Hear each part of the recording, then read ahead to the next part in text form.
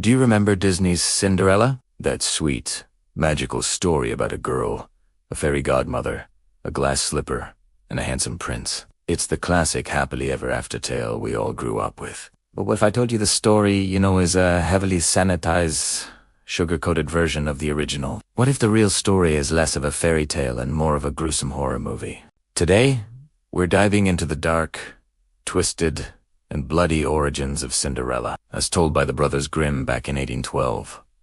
So, buckle up, because your childhood memories are about to get a serious reality check. This isn't the story of gentle mice and a fairy godmother's magic wand. This is a story of desperation, mutilation, and brutal revenge. Let's get right to the most iconic part of the story. The slipper. In the Grimm version, it wasn't made of glass, but of pure gold. And when the prince arrived at the house to find the owner of this beautiful golden slipper, the stepsisters were determined to make it fit, no matter the cost. The prince presented the slipper to the eldest sister first. Of course, her foot was too big. She couldn't get her big toe inside. Seeing her daughter's struggle, the wicked stepmother didn't offer words of encouragement. Instead, she handed her a knife. "Cut off the toe," she commanded. "When you are queen, you won't need to walk anyway." Think about that for a second, the sheer brutality of that command. And what did the daughter do? Desperate for a life of royalty, she did exactly as her mother said. She sliced off her own toe, squeezed her bleeding foot into the golden slipper, and masked her agony with a smile. The prince, none the wiser, believed he had found his bride and helped her onto his horse, ready to ride off to the castle. They began their journey, the girl grimacing through the excruciating pain, her dream of becoming queen just moments away. But you can't hide a wound that deep for long. As they rode past the hazel tree growing over Cinderella's mother's grave, two little doves perched on a branch called out to the prince, "Look back, look back. There's blood on the shoe. The shoe is too small. The true bride is not you." The prince looked down and saw it for himself. Blood was streaming from the golden slipper, staining it crimson. The gruesome truth was revealed. He was horrified. Immediately, he turned his horse around, rode back to the house, and returned the deceitful sister to her mother, explaining that she was not the one he was looking for. No, you'd think they would have learned their lesson, right? Wrong. The stepmother then urged the second sister to try on the slipper, but her foot was also too big. This time, her heel wouldn't fit. Without missing a beat, the mother once again handed over the knife. "Cut off a piece of your heel," she instructed. "When you are queen, you won't need to walk."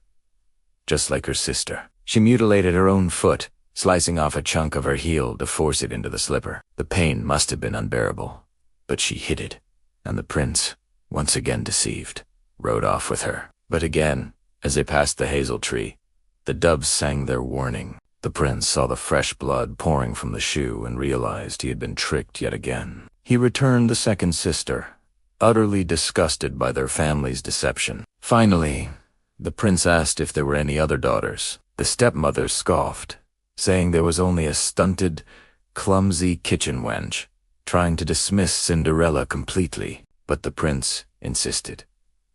Cinderella was cold, and after washing her hands and face, she sat down and tried on the golden slipper. It fit her foot perfectly, as if it had been made just for her. When she stood up, the prince looked into her face and recognized the beautiful girl from the ball. He declared her his true bride and swept her onto his horse. This time, as they rode past the hazel tree, the doves cooed, "Look back, look back. There's no blood on the shoe. The shoe is not too small.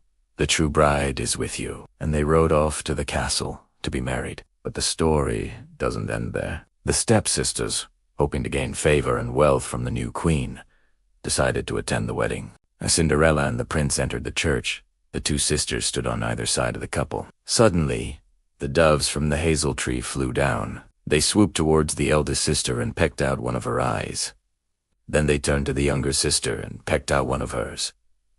Later, as the ceremony ended and everyone exited the church, the doves attacked again. They flew down and pecked out the remaining eyes of both sisters, leaving them to spend the rest of their lives as blind beggars, punished for their wickedness and deceit. And that is the real, unfiltered story of Cinderella. No bibbidi-boobidi, just blood, blades, and blind-pecking birds. It's a far cry from the Disney movie, isn't it? The world of original fairy tales is a dark and fascinating place, filled with cautionary tales that were meant to scare children into being good, not just entertain them. If you enjoyed this journey into the twisted history of your favorite stories and want to uncover more shocking truths that will probably ruin your childhood, make sure you hit that subscribe button and ring the bell for notifications. We've got plenty more where this came from. Thanks for watching, and we'll see you in the next one.